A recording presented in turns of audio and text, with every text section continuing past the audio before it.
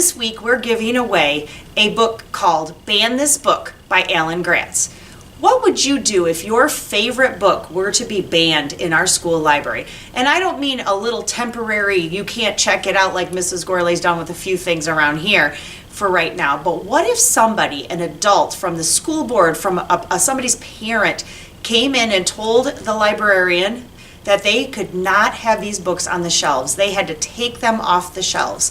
That's happened in the past with many great stories, and we even have a banned book week as a celebratory week as part of the American Library Association. It's in September, and it's a bunch of books that used to be banned from school libraries, like Animal Farm, 1984, what's some other ones? Fahrenheit 451. Many really good books that make people think outside the box, but a lot of people didn't think they were appropriate.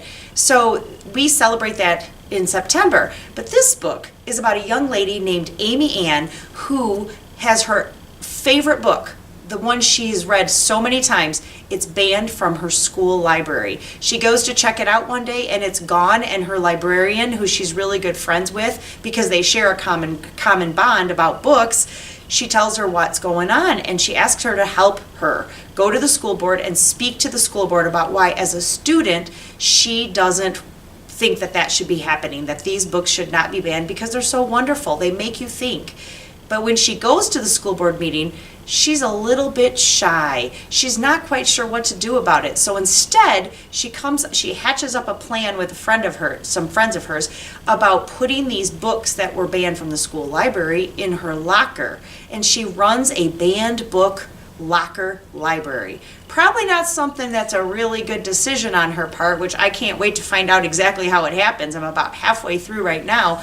But I like the fact that she has an opinion. I like the fact that she feels very strongly about it. And I think that she just needs to find a different way to go about letting the adults know why it is so important for her and for her students, her other fellow friends, to not have things banned from the library. Let them make their own decisions. Let them think outside of the box. Stretch their brain just a little bit. I mean, after all, for sports, we go out and practice every day, and we exercise, and we try new stretches, or we have to run 10 miles instead of a 1 mile run or something like that. It's all to make our muscles and our body change and grow. Same thing goes with your mind. You have to read, you have to challenge yourself, and then your brain grows. So that's why I preach about reading all the time. But poor Amy Ann doesn't think that there should be books like Scary Stories to Tell in the Dark, Junie B. Jones, Goosebumps, all those fabulous series, Captain Underpants, things that you guys all read already in our library.